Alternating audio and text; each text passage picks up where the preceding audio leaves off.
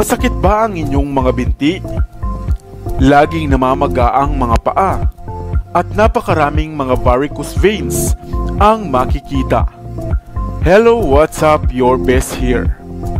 Isa ka rin ba sa mahigit sa 20% ng mga nakatatanda o ng individual na namomroblema dahil sa discomfort at minsan ay kirot na dulot ng varicose veins? Kung gayon, ang videong ito ay para sa inyo dahil pag-uusapan natin ang isang napaka-epektibong solusyon o remedy upang hindi man lubusang mawala ay mabawasan at maibsan ang stress at discomfort mong nararamdaman dulot ng mga varicose veins. Ano nga ba ang varicose veins? Ang varicose veins ay namumuo kapag ang mga maliliit na valves sa ating mga ugat ay nangihina na.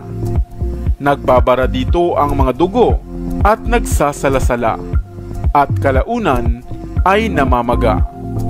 At ito rin ay umaangat at nagiging visible sa ating mga balat.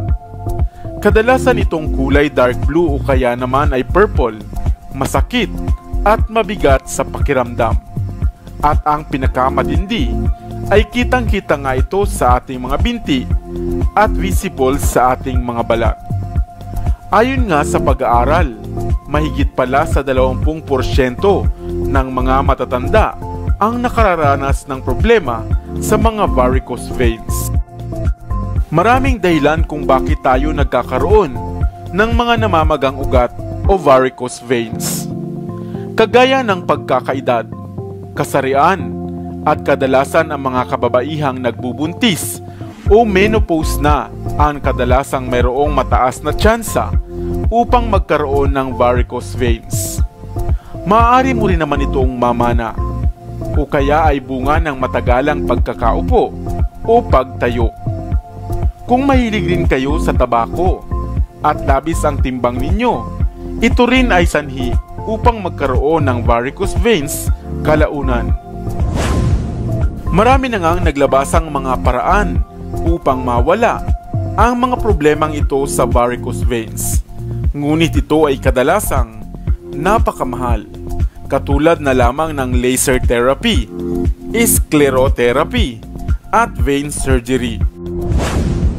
At kung wala kang ang budget ay maaari ka na lamang magsuot ng elastic stockings o kaya naman na itaas ang inyong binti habang kayo ay nagpapahinga o natutulog. Subalit batid mo ba na mayroon palang 2 sangkap sa kusina ang maaari mong maggamit na remedyo o panlunas kaugnay sa varicose veins?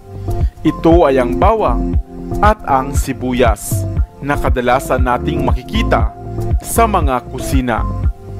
Kumuha ka lamang ng isang malaking piraso ng sibuyas, gadgarin ito at katasin gamit ang tela.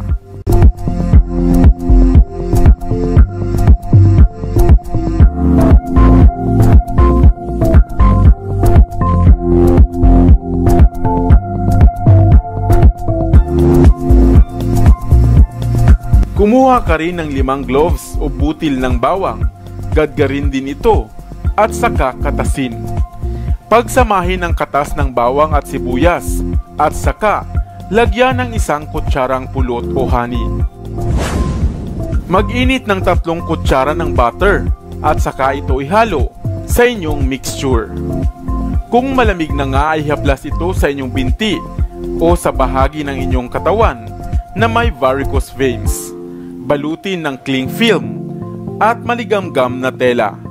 Hayaan ng 3 oras at saka banlawan ng maligamgam na tubig at tiyak na mawawala o mababawasan na ang sakit at bilang ng inyong mga varicose veins. Ikaw, marami ka rin bang mga visible na mga varicose veins sa binti? Bakit hindi mo ito subukan? Sana ay may bago kang natutunan sa videong ito. Nasubukan mo na bang maglakad sa buhangin sa beach? Mahiga sa damuhan? O maligo sa ilog sa probinsya? Ilang mga partikular na gawain na kadalas ay mararanasan sa tuwing ikaw ay magbabakasyon o kung sa probinsya ka talaga nakatira, na hindi alam ng karamihang napakarami palang pakinabang na dala. Ito ang tinatawag na grounding.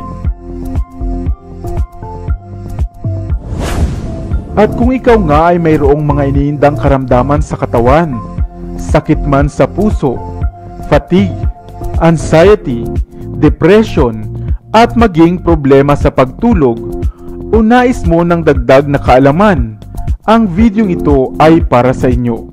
Ano nga ba ang grounding?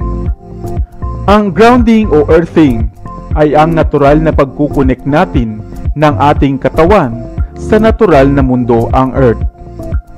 Dahil ang ating mundo ay binubuo nga ng maraming mga electric charge, vibrations at mga paggalaw.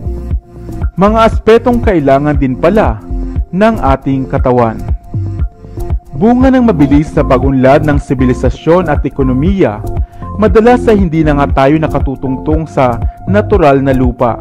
Bagkos ay mga tiles, semento, rubber shoes at marami pang mga bagay na namamagitan sa atin at sa totoong lupa.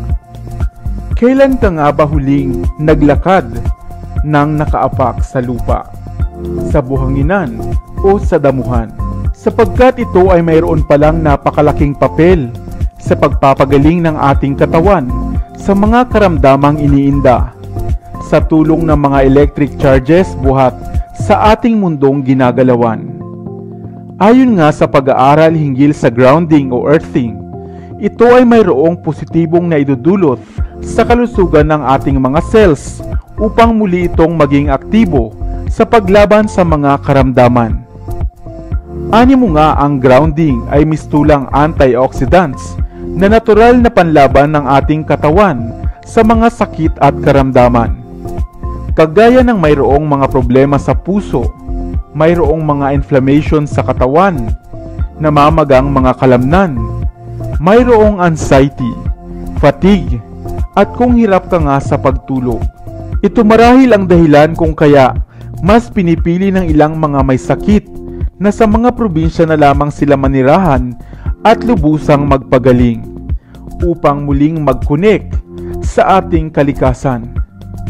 Kaya naman ang paglalakad ng nakaapak sa labas, sa buhanginan, sa putik man, sa batuhan, sa gubat o sa damuhan, o ang paliligo at pagbababad sa dagat o sa ilog ay mayroong mahalagang papel upang mapabilis na gumaling at manumbalik ang lakas ng ating mga cells sa katawan at nang lubusang malabanan ang mga iniindang karamdaman.